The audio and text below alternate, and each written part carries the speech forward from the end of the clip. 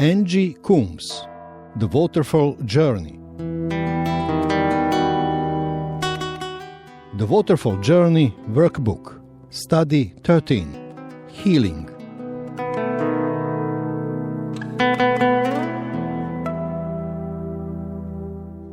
In this podcast, we're going to look at 2 tools that bring healing. Tool 7, take Jesus there. Taking Jesus there being anywhere where we need his presence, wisdom or touch, is a wonderful gift that we have by engaging our spirit and imagination. It allows him to speak into the now of our life. As a regular part of our walk with the Lord, having a secret place where you meet to speak with Jesus allows you to instantly access the presence of God in the moment. There you can pour your heart out, receive the wisdom and the comfort of Jesus, and change your perspective to his way and his thoughts. Or just sit in the silence and peace, resting in his presence. So far in our journey of restoration, cooperating with the Holy Spirit, we've been led in the exploration of our story to an area where we've been hurt that needs healing. We have begun the processes that will serve the healing, but we will have uncovered a wound deep in our inner selves. The wound will be found where we first experienced an event that made us believe we were unloved or less than everyone else. Once we've understood what these beliefs have done to our experience of life and worked on rectifying the thinking to bring us back into alignment with what God says about us, what we now need is the healing touch of Jesus. He was always willing to heal and was endlessly creative in the ways he did it. And he still is. It's worth saying here again that this is the Holy Spirit's ministry. Listen and follow his guiding.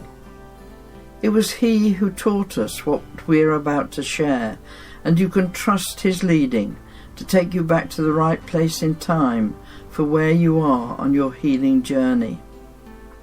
So how do I do that? How do I take Jesus there to the place of wounding? In a quiet and relaxed setting, go through the following stages, allowing Jesus to bring healing. Indeed, any time you want the wisdom of Jesus spoken into your life, he is available this way. Journal or record in some way what Jesus says to you and what he has done. So how do I do that? Take Jesus there. Step 1. In your imagination, go back to the event, the time and place that concerns you. Be back there. Be aware of what surrounded you, the sights and the sounds and the smells. Feel how you felt then. Who was there? What was said or done? Now stand outside the picture, observing yourself in the scene. Jesus is beside you. Pour out your heart to him. Don't hold back, but allow yourself to be brutally honest about the way you think and feel and experienced both this time and its consequences. Step 3. And Jesus will respond. Jesus will always act within his character, and he will speak to you. Listen to what he wants to say to you. I have done this hundreds of times with people, and my testimony is that Jesus never fails to respond. It has to be said that sometimes people initially say, he won't speak to me. But I tell them that that is not the character of Jesus. He will respond. And when they return to him, believing, he does. Step 4. Healing is a process. and sometimes we need to learn more before a resolution. Always, when you meet with Jesus in this way, you will be changed.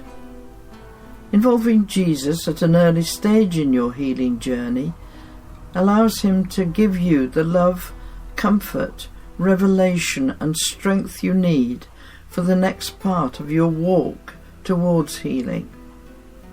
Step 5. Often, when the talking is done, Jesus will spontaneously act. For example, when I poured out the pain of my heart about my experience as a baby in hospital, Jesus walked over to the cot and picked me up. At once my life's perspective changed. I knew Jesus had been there all the time. I was never alone. I felt his love, and my life view transformed. The most crippling experience of my life that influenced the way I lived for the next 50 years was changed in an instant. God can reparent us and can restore the years the locusts have eaten. Step 6. When healing people, Jesus often asked, "What do you want?" You can ask Jesus for what you want him to do for you. Let him remove the burdens you hold inside you, unlock the chains, touch the wounds, mend your broken heart. Jesus is willing. It is why he came. Step 7 is to review. Do you need to forgive someone else? Do you need to forgive yourself? Step 8. Thank Jesus for what he's done. And step 9. Don't give up if what is in play is not yet completed. This means there is more that God needs you to know and to learn. Keep asking the Holy Spirit to show you. Involve Jesus, and at the right time, God's complete healing will come. He always finishes what he starts. Tool 8 is about letting go of pain. Recovery comes as the pain of the years wrapped around a wound is released. This may be a gradual process, or it may be instant. When all is understood and the threshold of freedom is a step away, some people experience their most difficult battle. It can seem so huge to let go of the pain and grasp the hope set before you. When you discover how pain has ruled your life, it suddenly seems like a friend. If it is all you have known, you may question what life will be like in the future without it. The unknown is a dangerous place. Does the pain you have suffered give you your identity? Ultimately, it's a choice to let go and move on. That means a decision again, not a feeling. Actually, feelings will never change ahead of thinking, so we need to be prepared to take the risk to change. Let's do another exercise. There is only a finite amount of buried pain within you. Find ways that help you release the pain. It may be shedding tears, shouting to the wind, writing it out or speaking it out to a trusted friend. It may help to write a letter to the person who wronged you. It does not have to be posted.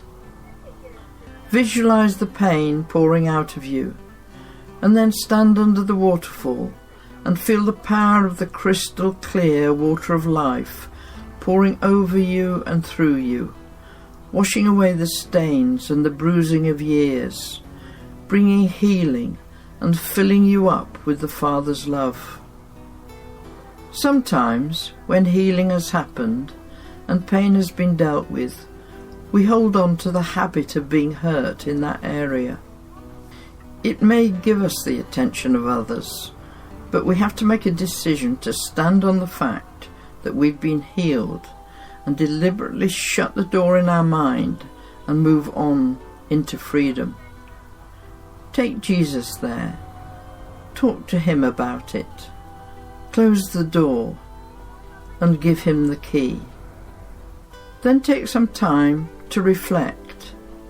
Transformed pain becomes a resource for the kingdom. Which verse in the Bible offers us this truth?